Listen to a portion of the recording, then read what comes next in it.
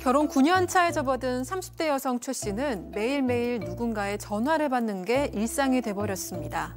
하루에는 많게는 서너 번씩 전화하는 사람, 바로 시어머니인데요. 한 번 전화하면 시시콜콜 정말 많은 이야기를 쏟아놓는다고 합니다. 최 씨가 연락을 하지 않기라도 하는 날에는 자식 노릇을 하지 않는다라며 꾸지람도 들어야 했는데요. 이해하기 힘들다는 시어머니의 연락 집착, 이를 어떻게 하면 좋을까요? 자, 제보 사연입니다.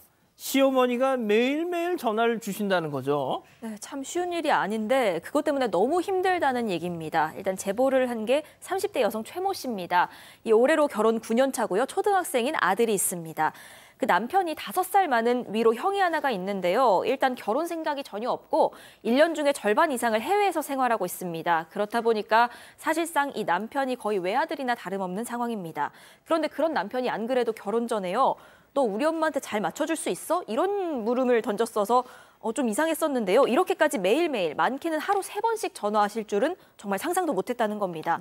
심지어 아들에게는 안 하고요. 며느리한테만 한다는 게 더 문제입니다. 이 아들한테 전화해봐야 그냥 성질 부리니까 아들하고는 서로 연락도 잘 안 하신다는 겁니다. 아, 우리 가족 여러분들 벌써부터 번호 차단 고고 지금 이러고 계시는데 일단 계속 좀 들어보세요. 네. 자, 박 교수님. 이거 무슨 얘기, 며느리한테 무슨 할 말이 그렇게 많으실까요? 네, 정말 구구절절 모든 얘기를 다 하시고 주제는 무궁무진하다고 합니다. 그러니까 뭐 시아버지랑 싸우고 나면 시아버지가 어떻게 얘기했고 내가 마음이 얼마나 아프고 어떻게 화가 났고 그 후에 시아버지는 어떻게 하고 있는데 넌 어떻게 생각하니? 그다음에 동네에서도 마당발이라서 요즘 누구네 집에서 어떤 일이 있었더라, 누가 이혼했대더라, 누가 뭐 샀대더라, 뭐 너는 어떻게 생각하니? 이렇고 저렇고 뭐 이런 얘기를 하고요.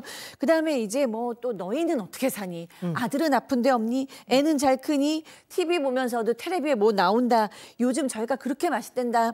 슈퍼푸드가 뭔데 그걸 꼭 먹어라. 뭐 주제도 무궁무진하다고 합니다. 약간 김수와 뭐 거북이와 두루미, 삼천갑자, 동방사기 약간 이런 느낌인데요. 근데 주제가 진짜 무궁무진할 수밖에 없었던 게 있었던 일만 해도 그렇게 많잖아요.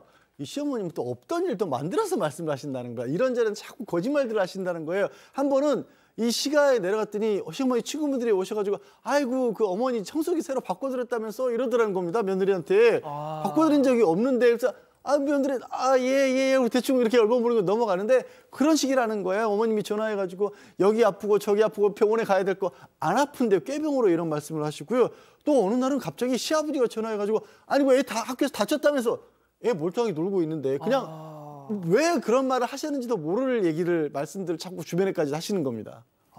오 교수님, 저는 처음에 딱 사연 들었을 때만 해도 시어머니가 좀 심심해서 그러신가 했는데 또 그런 것도 아닌 것 같고 말이죠. 예, 실제로 이제 이 최 씨 같은 경우도 어머니가 이렇게 얘기하는 것은 딸이 없기 때문에 며느리를 딸같이 생각해서 본인이 하고 싶은 여러 가지 얘기를 한다라고 이제 생각을 한 것 같은데 실제로 앞에서 보면은 어떻게 보면 어른이 돼서 하지 않아야 될 그런 행동을 상당히 지속적으로 하고 있고 또 이제 거기 거짓말도 이게 하고 있다는 것을 이미 며느리가 알고 있지 않습니까?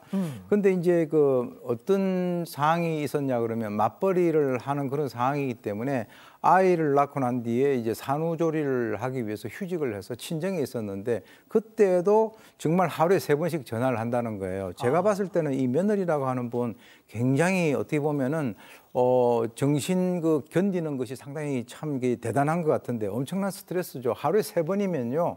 자기 친정 어머니가 3번씩 해도 이건 힘든 그런 상황인데 그렇죠. 그런데 전화를 안 받으면 자기 어머니, 그러니까 사돈 어른한테도 전화를 한다는 거죠. 그래서 하는 얘기 중에서 뭐 잘 있냐, 몸은 뭐 좀 낫냐 이런 얘기도 있는데 좀 아주 가슴을 갖다 후벼 파는 얘기. 그런데 너 복직은 언제쯤 하냐? 우리 아들 지금 혼자서 열심히 돈 버는데 안쓰럽지 않아? 이런 식으로 마지막에 이렇게 얘기를 함으로써 이 며느리로 하여금 확 깨게 만든다는 겁니다. 우리 아들 혼자 열심히 버는데 넌 복직 언제 하니? 딸한테는 이런 얘기 안 하잖아요. 글쎄요. 그런데 이 시어머니는요, 또 본인이 연락을 자주 하시는 것도 있는데 그러다가도 너는 근데 왜 나한테 연락을 먼저 안 하니? 까지도 요구를 하신다는 겁니다. 그래서 최 씨가 시어머니한테 어머니 무소식이 희소식이에요. 융통성 있게 연락드릴 테니까 굳이 이렇게 매일 전화 안 하셔도 돼요.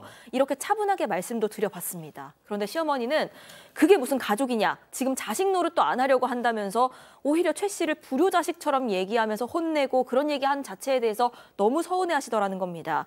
심지어 그래서 최 씨가요. 어머니, 저희 부모님이 저희 남편한테 매일 전화하고 또 전화하라고 하면 어떠시겠어요? 했더니 맞아. 여기에 대해서는 또 버럭하십니다. 뭐라고? 감히 어떻게 사돈이 우리 아들한테 그렇게 전화할 수 있냐? 그건 아니지 하셨다는 겁니다. 양 변호사님, 시어머니가 좀 선을 넘으신 것 같아요, 이 부분. 지금 정말 이 얘기도 밑도 끝도 없이 정말 너무나 많은 일이 있는데 그중에서 특히 사연자분이 힘들어하시는 게 하나가 있어요. 용돈 문제랍니다. 이게 여기까지 들으시면 이상할 텐데 시어머니가 가끔 용돈을 주신대요. 좋은 일일까요? 아니요. 주시면서 이렇게 말씀하신다는 거예요. 내가 이렇게 용돈 주면 너는 뭐 해줄 거니?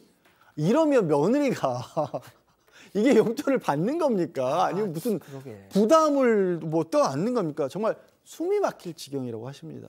자, 벌써 이렇게 사신 지가 9년째랍니다. 제보자는 이 시어머니 때문에 지금 우울증 약까지 처방받아서 드실 정도로 정말 힘들어 하신대요. 자, 그렇다면 여기서 제일 중요한 거 남편, 신랑, 배우자 뭐 하고 있느냐? 그래서 저희도 물어봤습니다. 들어보시죠. 저희 신랑은 그 약을 먹는 건 알고 있는데 갑자기 생각나게 지난달에 이 약은 뭐냐더라고요. 그래서 이거 왜 모르지? 계속 먹었는데 이 약을 안 먹으면 네가 죽냐? 막 이런 식으로 얘기하는 거예요. 그래서 난 이 약으로 버티는 거라고 지금 굳이 왜 먹어야 되는지 모르겠다. 자, 그럼 여기서 별별 상담소 오늘의 궁금증 짚어보죠. 자, 전화 효도 강요하는 시어머니 정말 번호 차단하고 싶은데 이런 나쁜 며느리인가요? 오윤성 교수님. 저는 나쁜 며느리라고 생각을 하지 않고 제가 이제 시어머니한테 한 말씀 드리면 향후 본인이 말을 줄이는 것이 거의 불가능해 보이긴 합니다만 그래도 노력을 하셔서 이렇게 말을 줄이지 않으면 앞으로 상당히 그 어려움에 처해질 수 있는 가능성이 크고요. 특히 남편 같은 경우는 남편이 지금 어머니하고 자기 아내하고 사이에서 전혀 이렇게 어떻게 보면 개입을 갖다 하지 않고 아내 보고 너가 너무 예민한 거 아니냐 뭐 그렇게 다 짚고 이렇게 시시콜콜 따지냐 이런 식으로 얘기를 갖다 하는데 제가 볼 때는 이 남편도 마찬가지로 나중에 세월이 지나면 상당히 외로워질 것으로 보입니다. 그래서 그 이유는 이 여성이 쌓이면은 참다가 나중에 끈을 놔버리면 굉장히 난감해지는 사람은 두 사람, 어머니하고 바로 그 아들, 남편일 겁니다. 자, 박상희 교수님, 번호 차단하는 거 어떻습니까? 저는 물론 이렇게 시어머니께 들들 볶이고 남편도 전혀 공감도 안 해주고 냉담한 상황에서 우리 제보해 주신 분께서 얼마나 마음이 쉴 곳도 없고 그렇다고 피할 곳도 없이 괴로울까에 대해서는 100% 공감이 됩니다. 그런데 전화번호를 차단하는 것은 사실 좀 극단적인 선택인데 이런 것들이 당장은 좀 시원하실 수 있는데 우리 제보해 주신 분의 마음이 너무 약하고 그러신 분이 차단을 했다가 그 뒤에 오는 그 파장 때문에 굉장히 더 고통스러우실 수 있을 것 같아요. 그래서 저는 너무 차단하는 것도 아니고 그렇다고 저는 오는 전화 하루에 3번씩을 다 받아주는 것도 아니고 왜냐하면 이것도 단호하게 안 하셔야 됩니다. 그럼 노이로제 신경증이 걸리실 거예요. 그래서 그 중간 어디에선가 가장 지혜로운 방법을 찾으셔야 되는데 그게 쉽지는 않겠지만 그래도 좀 더 단호하게 강건히 마음을 먹으시고 내가 이렇게 전화를 받을 수는 없다라고 이렇게 어느 정도 차분하게 내 입장을 얘기하시는 뭐 그런 방법이나 아니면 적어도 뭐 한 번은 받으셔도 한 번은 그냥 바쁘시잖아요 실제로. 그러니까 바쁘시기도 하고 그러니까 좀 반 정도만 받으신다던가 아니면 내가 정말 시간이 여유 있을 때 마음이 여유 있을 때만 받으셔야지 지금까지 너무 괴롭고 우울증까지 먹으면서는 안 되겠습니다. 양 변호사님, 남편은 어떻게 해요? 남편. 저 남편에게도 좀 착하시다 보니까 사연자분이 정확히 본인의 사정을 말씀을 못 하신 것 같아요. 그러니까 남편이 우울증 약인데도 불구하고 그런 약을 먹으면 안 먹으면 안 되겠니? 이런 식의 얘기를 하거든요.